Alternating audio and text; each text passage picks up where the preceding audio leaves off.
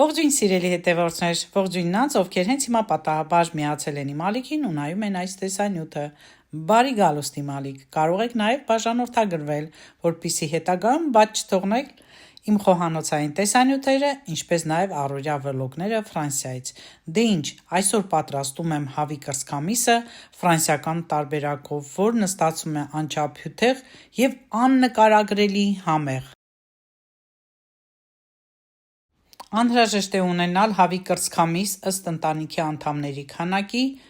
սև եւ կարմիր պղպեղներ, քարի եւ հատուկ հավի համար պատրաստված ընդհանուր համեմունք ես ունեմ, դուք կարող եք այն չօգտագործել, եթե չունեք, եւ սերուցք, հալվող պանիր եւ քերած պանիր։ Շատ հեշտ տարբերակ եմ առաջարկում, որի համար ընդամենը պետք է մի քանի րոպե։ Նախորդ կրծքամիսը համեմում եմ բոլոր համեմունքներով, շատ քիչ եմ ամեն մեկից ավելացնում, քանի որ ես չեմ սիրում, որ ուտելիքից համեմունքների համ է գալիս։ Գերադասում եմ մսի համը զգալ։ Եվ այսպես այս մուրճիկի օգնությամբ թեթև հարվածներով թուլացնում ենք հավի կրծքամիսը։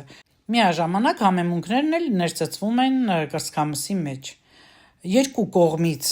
մի լավ ծեծում ենք համեմունքներով, թողնում ենք ընդամենը մի քանի րոպե, որպեսզի լավ ներծծվի համեմունքը, եւ արդեն պատրաստում ենք։ Երկու կրծքամիսը նույն տարբերակով եմ անում, այլևս կարիք չկա նույնը կրկնելու։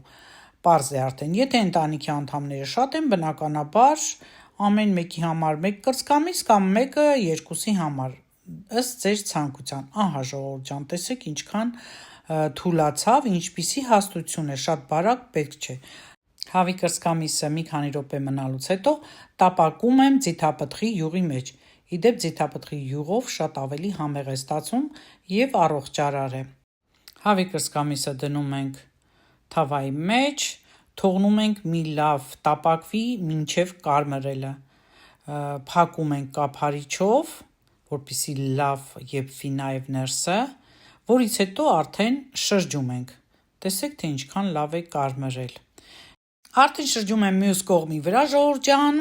որ էլի լավ կարմրի, որից հետո այսպես սովորություն ունեմ, ես պատառաքաղով ծակծկում եմ թե կոտլետները,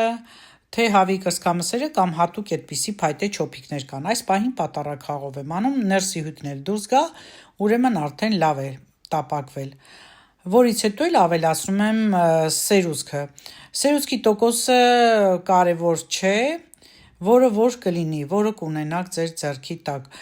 Մի լավ այսպես խառնում եմ, սերուցքը խառնվում է արդեն ձիթապտղի յուղի մեջ, արդեն երկու կողմից բնականաբար շոգ խաշում եմ փակ կափարիչով, որպեսզի այդ համերը լավ խառնվեն եւ սերուցքը ընկղմի հավի կրծքամսի մեջ։ Այն փափկեցնում է ավելին, հենց սա է գաղտնիքը։ Սերուցքային սոուսները շատ համեղ են, ես սիրահար եմ, չգիտեմ, գրեք մեկնաբանությունում դուք որ տեսակի սոուսներն եք նախընտրում, որից հետո արդեն ավելացնում եմ հալվող պանիր եւ քերած հալվող պանիր, երկու տարբեր տեսակի պանիրներ են, դուք կարող եք ունենալ մեկը, դա էլ ավելացնեք, կարևոր չի երկու հատը։ Առանձնացնում եմ, որպեսզի չկպչեն իրար, մի քանի պանիրներն էլ այդպես լցնում եմ սերուցքի մեջ, իսկ այդ ընթացքում արդեն պատրաստում եմ մեր օրվա փլավը։ Փլավով ենք